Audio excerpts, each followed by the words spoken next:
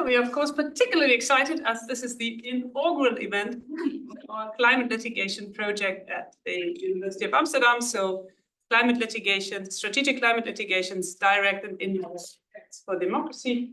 And we are particularly delighted to have Katalin Sulyok with us, who is going to speak to us about future generation litigation and the rule of law. And I think we know much of your work a bit from science in law, science in litigation. I think this is your book, and I unfortunately forgot to bring the real book, but I did look up an image, so in case you don't have it or you haven't read it, I have one with me. I have a copy at home, and that is, of course, what made us invite you, and we are very excited to hear about your more recent work on future generations. And I also read that you are legal advisor to the Ombudsperson for future generations in Hungary. So yeah, that's correct. Yeah, this is where my interest comes from. That brings a bit, that marries, of course, the interest in international law and European law with the future generations. And without much further ado, I'll give you the floor.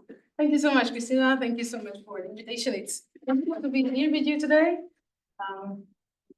Being here in Amsterdam, which is a well-known hub for climate change law and litigation. So it's a particular pleasure for me to, thank you so much, to present you the main findings of which was sort of in the focus of my work in the last 2 years. So my name is Katalin Sulyok. I'm an assistant professor at ELTE University in Budapest.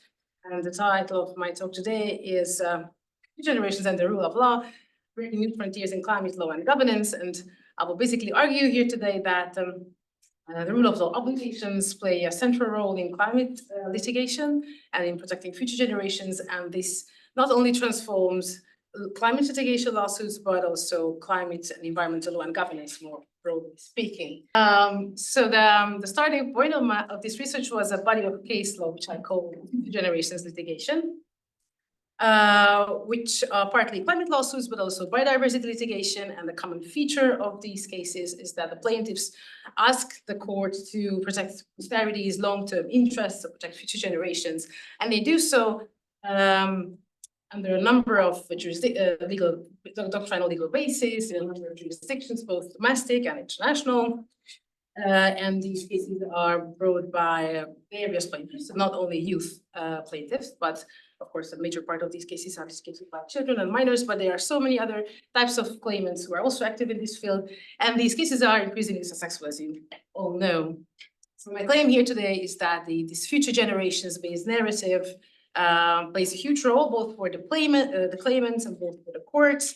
So it's a strategic way of framing, and it allows strategic purposes both in the litigants and in the hands of the bench. And it not only transforms or determines or shapes climate litigation, but in my view, it can also have a lasting impact. It can also have some structural, systemic impacts for climate and environmental lawmaking and education. So governance, more broadly speaking. And I also believe that the significance of future generations is not only symbolic in these cases. I think they have a significance which is of constitutional proportions, if you like. So it allows new rights holders, it allows creation of new rights, and what is perhaps even more interesting for our purposes today, it allows or it enables and creates new obligations of the state. So it imposes new limits on what the sovereign is allowed to do with its subjects, in my view.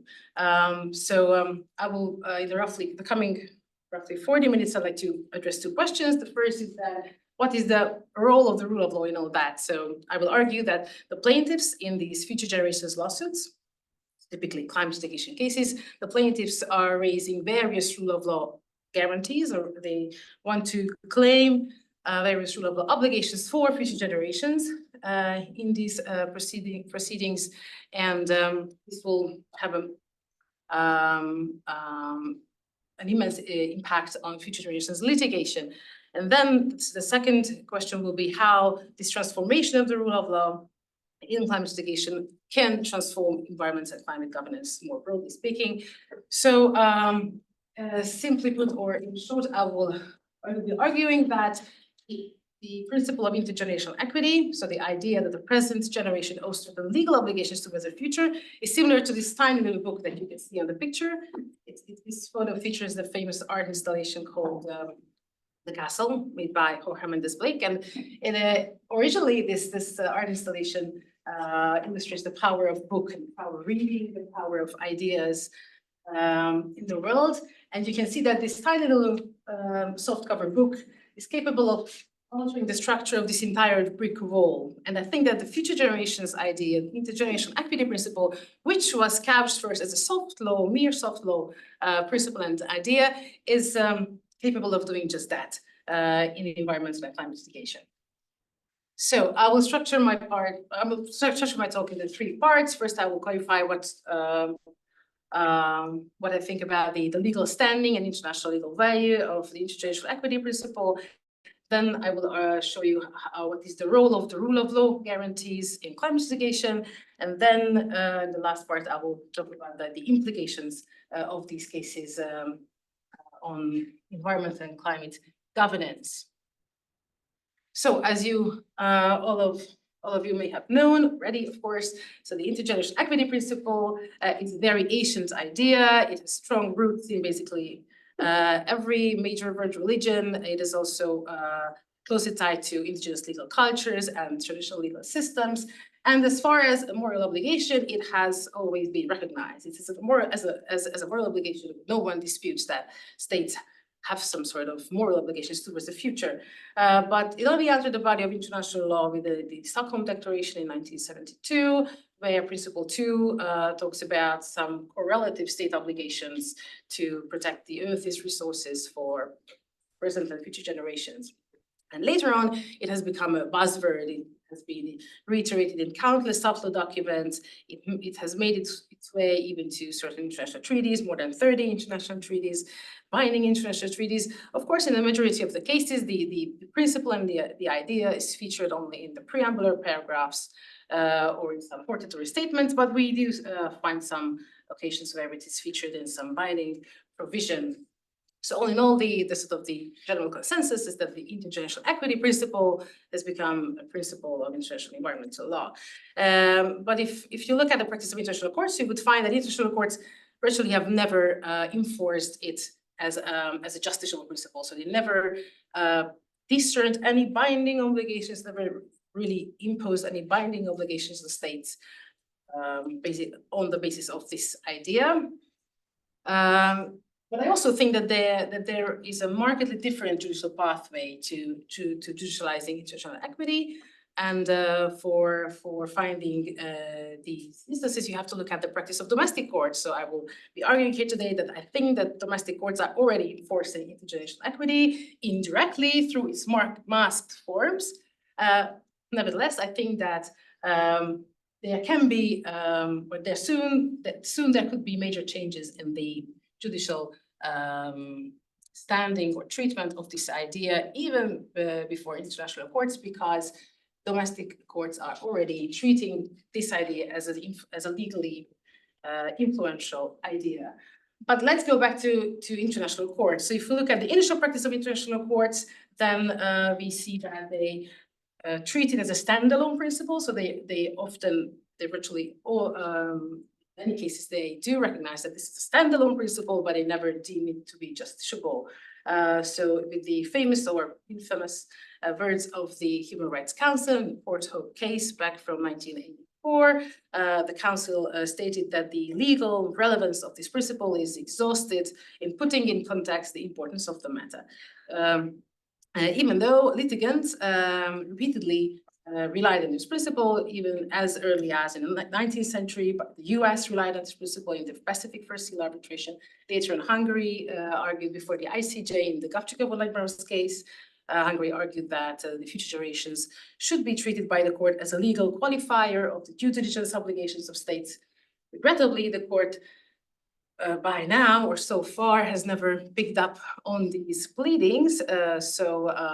Only individual members of international courts have devoted ample attention to this principle, most eminently Judge Vera Montri at the ICJ Trinidad, both at the ICJ and the Inter-American Court of Human Rights. So they have written lengthy dissenting and separate opinions, but unfortunately, so far, it seems that international courts have been very dismissive.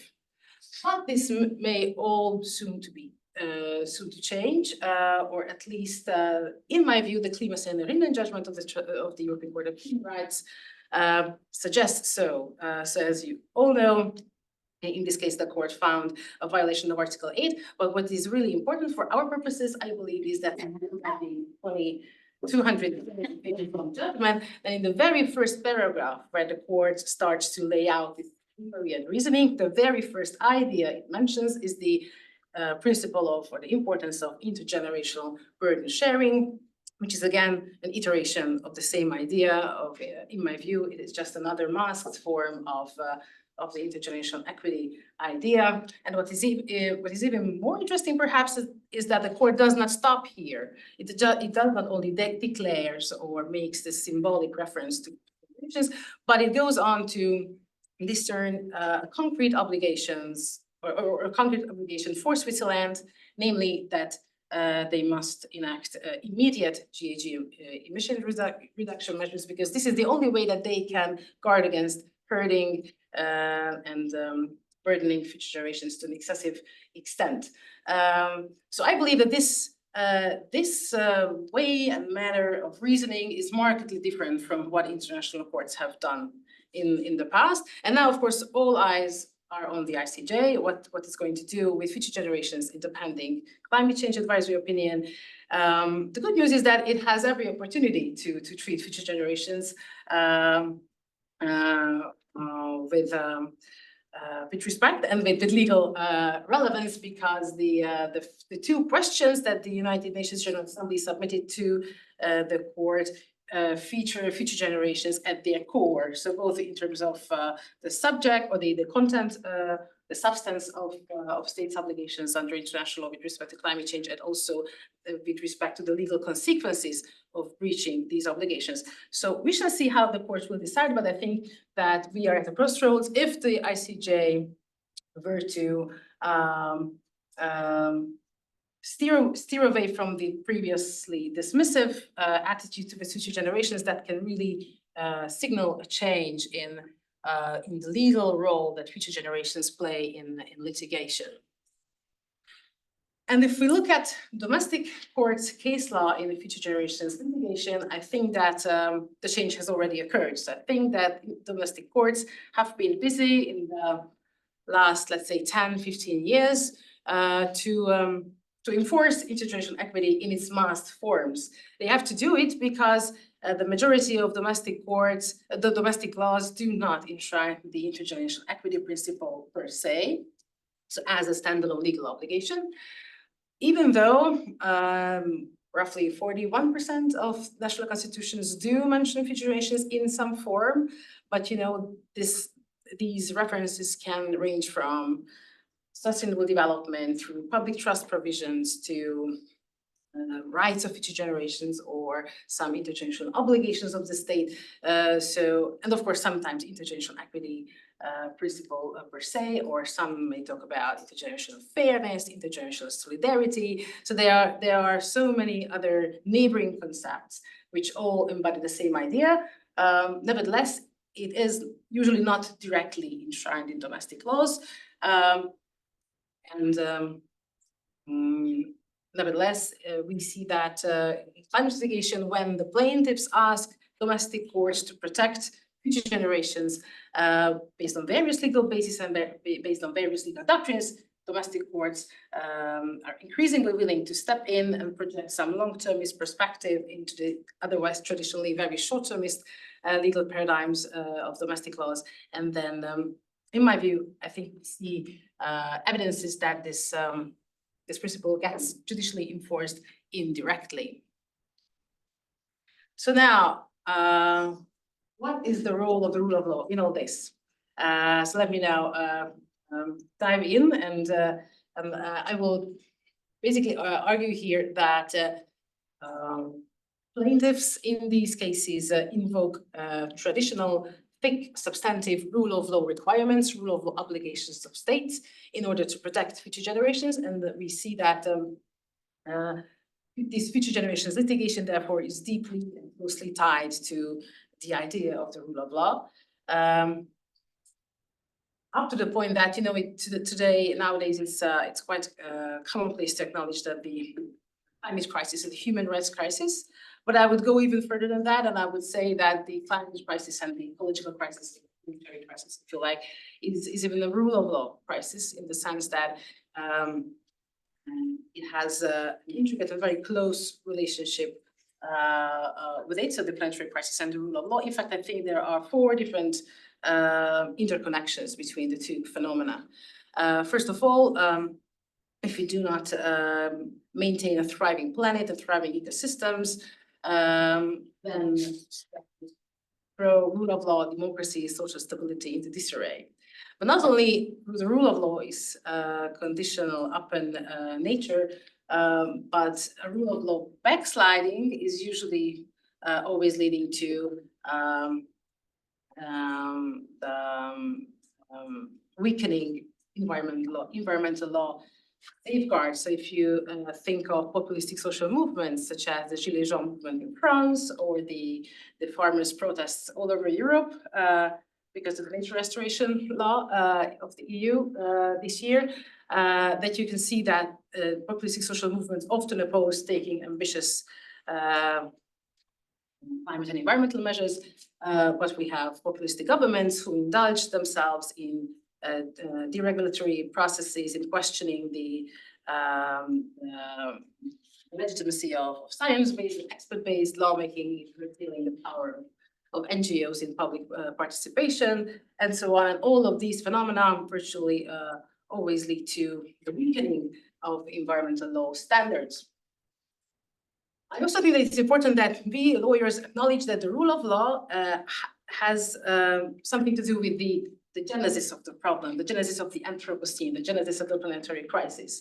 Because the rule of law is really the backbone of the Western legal civilization and the Western legal systems, which played a major part in enabling the growth-based, fossil fuel-based industry, which causes the entirety of the problem. And I also believe that short-termism is a distinct problem here, which is again deeply ingrained in the whole idea of democracy and again in the rule of law. Many of the rule of law guarantees have a tacit contemporaneity requirement. They are only applicable between contemporaries in their traditional sense, at least. So the traditional conception of the rule of law would allow the present-day government to arbitrarily deprive future generations of their livable future. But I also believe that rule of law can be part of the solution, not only the problem. So I think, and this is what my talk will be about in the coming minutes, that the reinterpretation and the intergenerationally conscious reinterpretation of traditional law guarantees can help humanity steer away from the course of the Anthropocene. And this is what we see in the increasing success of climate litigation cases. Now, as you know, the rule of law has a wide range of meanings across legal systems, and even sometimes it is widely used by political scientists, international lawyers, constitutional lawyers. So the answer that you get depends who you ask. So this is why I will just clarify my rule of law concept here. So I use the term rule of law in the sense in which rule of law scholars proper use it. So they understand it as being an overarching guarantee against arbitrariness. So prohibiting the arbitrary treatment of the individual by the state. And again, it can mean various things. So this normative content is again very hard to pin down. My research took as a starting point the work of the Council of Europe's Venice Commission, which is an expert body tasked with recognizing the rule of law within the Council of Europe, and they issued a rule of law checklist in 2015, in which they distinguished 5 thick requirements of the rule of law, human rights, quality of law requirements, the prevention of arbitrary exercise of governmental powers over the individual, non-discrimination, and access to justice. And the bulk of my research is that I believe that these claims or these rule of law pillars, these demands, play a central role in climate litigation. My claim is even bolder than that. I claim that virtually every or almost every climate litigation claim or case features one or two or more of these rule of law guarantees with a twist, with a slight reinterpretation by adding a future-oriented intergenerational aspect or dimension to these traditional rule of law guarantees. So in this future-oriented intergenerational setting, human rights would mean respecting the rights of future generations or future rights holders, or protecting the future interests of currently living individuals. The quality of law requirement would require certain qualitative requirements from domestic climate laws. The prevention of arbitrary use of governmental powers would mean that the state, the government, the executive, if you like, must discharge certain due diligence to pay due regard for the interests of posterity. So instead of harming their interests in an arbitrary way, they need to discharge due diligence to protect these future interests. The non-discrimination clause would mean an age-based or based non-discrimination clause. And access to justice is featured in these cases in the form of dilemmas around justiciability of these lawsuits and standing of youth plaintiffs and other claimants.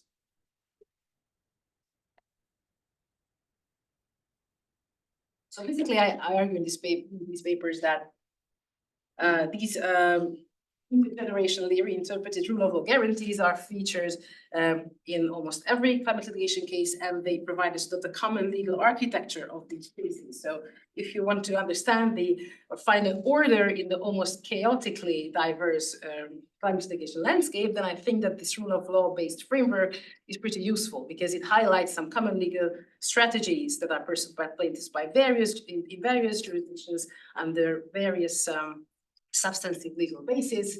It also explains some of the weaknesses and potential successes of this area of litigation. Climate governance scholars long noted that actors in the climate policy landscape usually seek to enact change through overarching rules. And I think rule of law is such an overarching rule, is basically present, the idea in some forms present in every democratic society, and therefore in every legal system, which would allow plaintiffs to think about the potential litigation strategies that they could pursue and also potentially borrow from other jurisdictions. But it also helps understanding or explaining some of the challenges of climate litigation. Plaintiffs seek reinterpretation of the rule of law, and ingrained legal ideas may not change easily. So it partially explains why in certain jurisdictions, judges are just not ready to reinterpret the meaning or the standards of due diligence, because they are so fundamental to their legal systems, and there can be some inertia in reinterpreting these ideas. But it also gives us hope, saying that once you can hack the system, once you can hack the DNA of the legal system, then you can really realize systemic change. So in the coming minutes, I'd like to just give you some examples how these rule of law pillars are featured in climate litigation cases. So going first to human rights arguments, as you may all know, some jurisdictions focus on rights of special rights holders, mainly rights of the children or rights of future generations. It is possible to talk about rights of future generations, mainly in Latin America, or rights of indigenous peoples. Some other jurisdictions focus on generally applicable rights, which are held by every individual. The most typical is usually the right to life or right to private life, but as you know, the Neubauer Court, for instance, in Germany, argues with an even wider possible scale of rights that can be violated. What is perhaps more interesting here is to note that these sort of argumentative strategies are, again, similar to the extent that they all concern human rights, but they are markedly different in the specifics. So, for instance, the reason of the core cause of the human rights violation for the Dutch court was the imminence of drastic climate impacts that are inevitable in the future. Whereas for the German courts, the reason for the infringement of rights was not the drastic climate impacts, but the drastic climate mitigation measures. So again, the devil is in the details, so you cannot really borrow directly some litigation arguments from other jurisdictions. You need to tailor them to the specificities of your own national legal systems, but on a higher level of generality, these cases are similar in the sense that they all want to expand the temporal scope of human rights guarantees to include somehow concerns for the future. If we look at duty of care obligations, then that we see that, well, there's a wide variety across domestic legal systems. The public trust doctrine is a prominent climate litigation strategy, mainly in the US. We have one success so far in the Katalin case, but there are countless other cases which are brought on this legal basis. And this doctrine is present in other legal systems, like in Hungary or even in India. So there can be other successes tied to this doctrine. Then in other legal systems, we have stewardship obligations, which again impose some duty of care obligations on the state with respect to treating forests and rivers. In the practice of Australian courts, we even see duty of care over minors appearing under common law. A novel strand of litigation would like to extend these duty of care obligations now even to corporations. So as you know, the ongoing and pending Dutch cases basically argue that the same duty of care obligations to treat future generations respectfully is present or applicable towards corporations as well. And we have the same idea appearing in a tort law-based case in New Zealand, the frontier litigation. And then we have essentially the same idea of including somehow concerns for future generations within the statutory obligation of corporations. In the UK, it's a shell case, but it was unsuccessful. So we shall see how far these corporate due diligence cases will fare, but my claim is only that they all argue with the same logic. A third recurring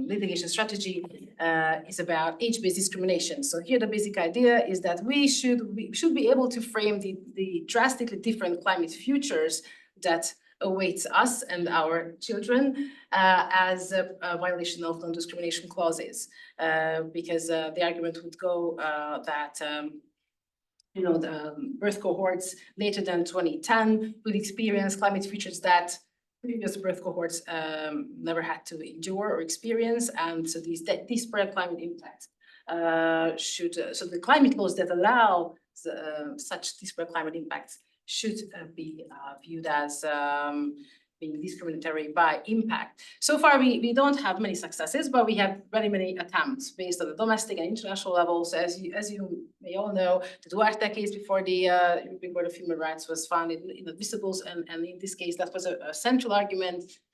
And unfortunately, we don't know what the court thinks about it, but we have four other procedures or claims pending before the Strasbourg court, which all feature a violation of Article 13. So perhaps we can learn more about that later. And we have domestic cases in various jurisdictions in Canada, Italy, South Korea, Austria.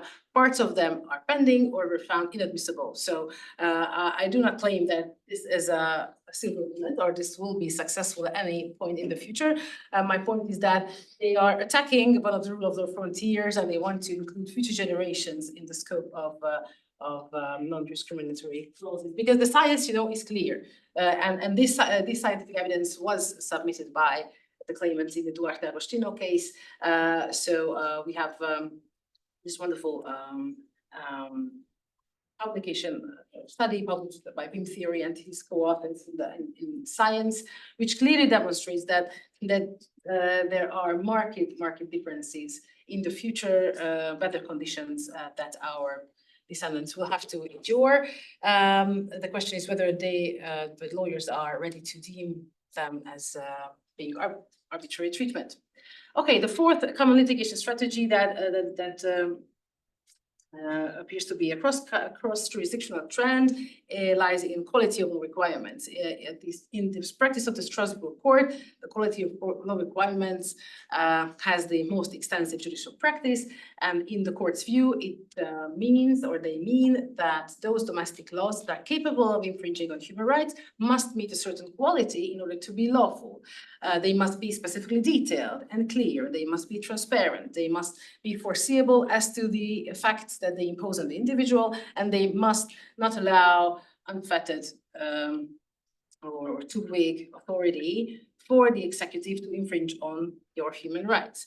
And I think that by way of analogy, we can detect essentially the same logic in several systemic litigation, climate litigation cases, where again, the plaintiffs argue that domestic climate laws are not detailed enough, the targets are not clear enough, the lawmaker does not meet its specificity requirements, it did not lay out specific enough plans for how to reach these net zero obligations. So again, I think this quality of law requirements idea is there, and many of them are successful, as you may know.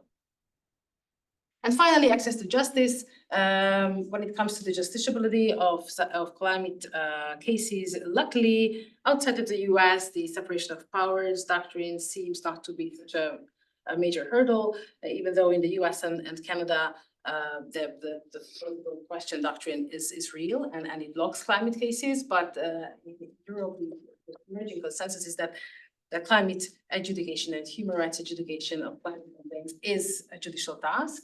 And in terms of standing of youth plaintiffs, we see that youth and minors are becoming a dominant type of plaintiffs, even though they experience hurdles in accessing courts in many jurisdictions. And we have so many other transgenerational plaintiffs, such as NGOs, indigenous tribes, local communities, such as in the French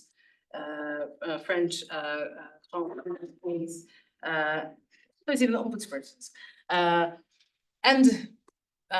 Even though it can be a struggle, we see that such cases do reach the court.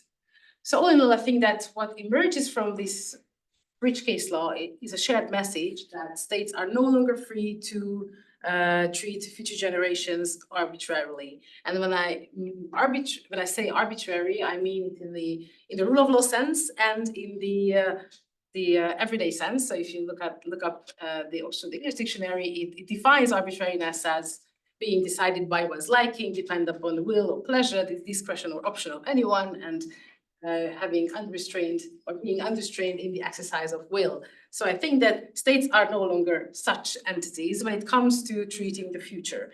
The climate litigation of future generations case law attests that in several increasing number of jurisdictions, courts are increasingly willing to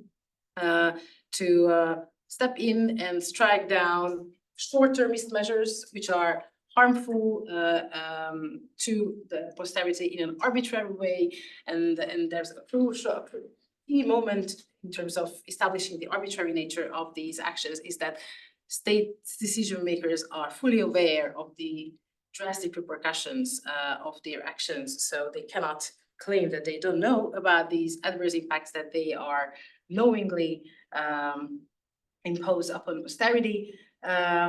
And courts increasingly strike down such measures based on various legal doctrines, but these legal doctrines all embody, in my view, this overarching idea of arbitrariness.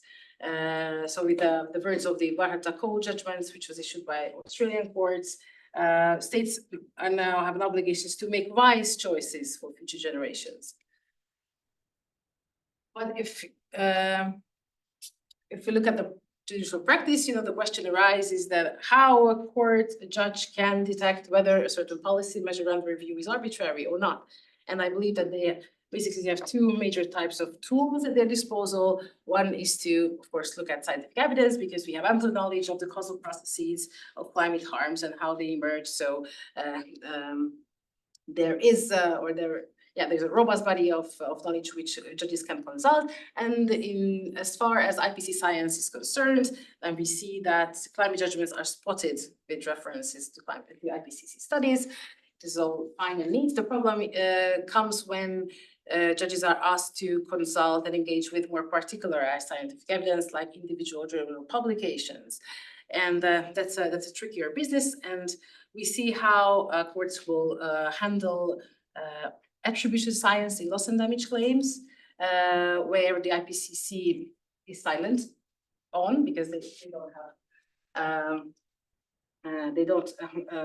cannot address the causal role of an individual user in these IPCC reports. The crucial question will be whether courts will use climate science and state-of-the-art climate science or not, and if so, why or why not. Anyhow, another major judicial tool, in my view, to detect arbitrariness of a certain policy lies in consulting soft law documents. Soft law documents, as you know, they are non-binding political commitments, but they embody a consensus and often a long-term view, and often a more ambitious long-term view that you can find in the black letter law of binding regulatory standards. We see that courts in many jurisdictions are turning to such soft law standards when they have to think about the needs of future generations. In the Shell case, for instance, the Dutch district court, directly invoked the UN Principles on Business and Human Rights to justify that Shell Group also has an obligation to cut emissions. And a similar logic was featured in the Hungarian case, where the Constitutional Court was asked by the Ombudsman for Future Generations to strike down the Forestry Act, because the Forestry Act wanted to expand the powers of for-profit logging, even in nature-protected areas.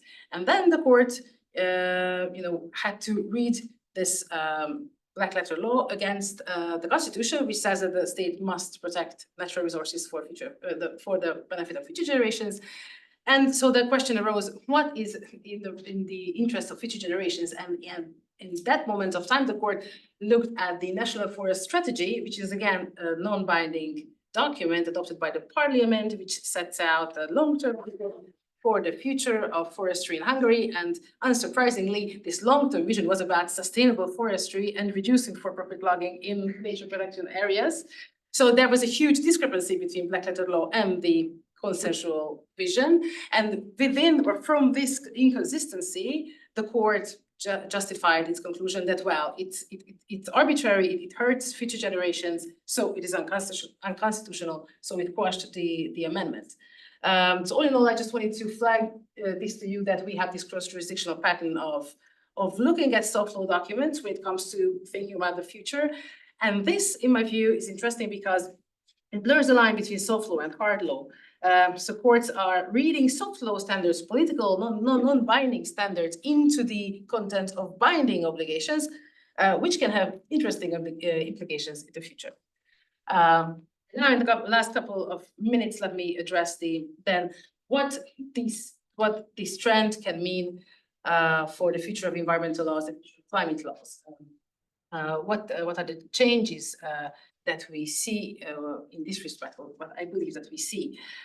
So we all know that to tackle climate change, we need new novel tools. We need legal innovations, which can result in lasting, systemic, transformative change.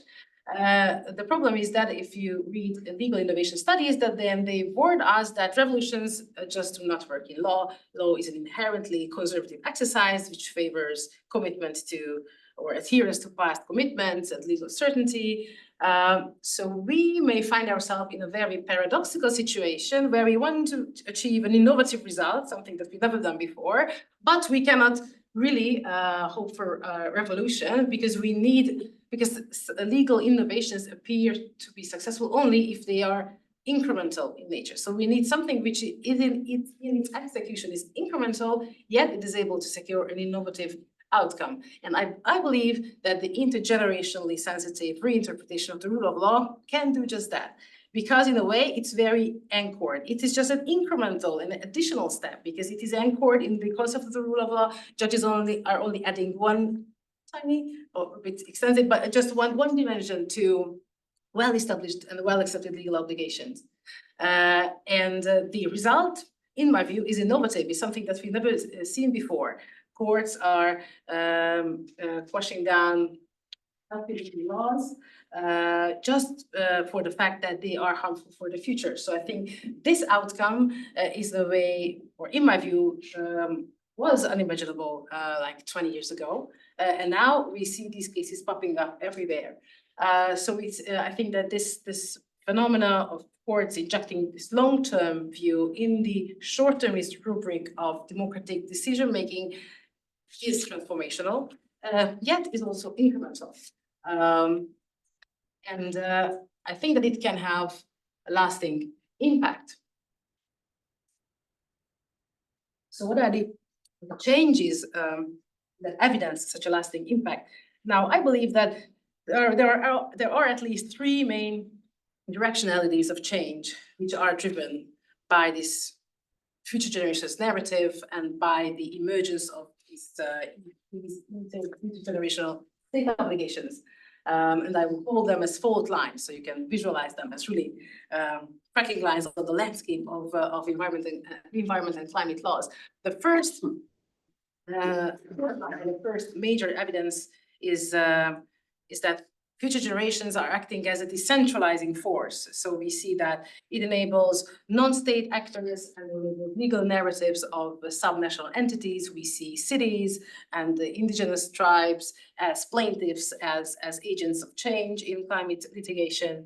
So in a way, climate law officially ceases to be a state-centered, or only state-centered initiative. But it's also interesting to see that future generations also possess a deeply local character. So future generations do not emerge as a homogeneous legal global entity from the practice of courts. We see that courts often tie, or they're only willing to think about future generations, it's tied to local imageries. They only, like when it comes to class action lawsuits, they only bundle relevant interests on a local scale, never on a global scale. They virtually always, or to my knowledge, they always reject the standing of extraterritorial plaintiffs. So again, they want to think about future generations, but only about their own future generations. So again, it gives a decentralized nature to climate litigation. We also have a diversifying force in as much as future generations litigation, or this future generations narrative empowers new voices, new legal subjects. We talk about rights of future generations, rights of children, even the rights of nature paradigm often references the interests of future generations. So again, this idea, this narrative enables the creation of new rights and new rights holders. Now we have in Europe a new right of the individual to be protected from climate impact from its own state. We see that it allows creative ways of reasoning for the plaintiffs. The plaintiffs can drag in all sorts of domestic legal constructs, and it makes climate litigation a very diverse field. And I also believe that the courts also do need the future to justify these, so if you like, radical outcomes. So I think that they do need this legal construct of future generations to justify their findings. So in a way, it's an important tool in the hands of judges as well. And lastly, I think that future generations act as an expansive force in the sense that they enable the court to expand the temporal scope of obligations, even though this comes at the expense of restricting the spatial scope of obligations. So as you all know, extraterritorial plaintiffs, they often denied. They are also expansive in my view, because they are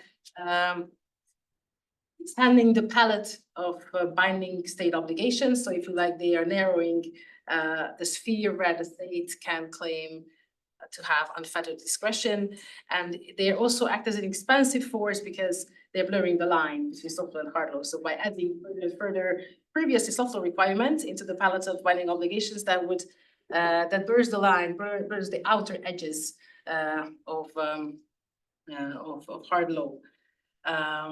So in my view, these are the three major directionalities of change which can really drive lasting impact. And in the interest of time, I would stop here. If you are interested in all these, I just put in on the last slide the articles that I wrote, and I work on these in more elaborate ways. And if any of you are interested specifically in the issue of future generations litigation, then stay tuned for a forthcoming special issue of the Transnational Environmental Law Journal, which will be published later this year, I think around December, because there's going to be a symposium on future generations litigation, which will present the outcome documents of a workshop that I organized with Orhus University in Budapest last year. So there's going to be a wonderful all dedicated to these issues. So thank you for your time, and I'm very much looking forward to your questions and comments.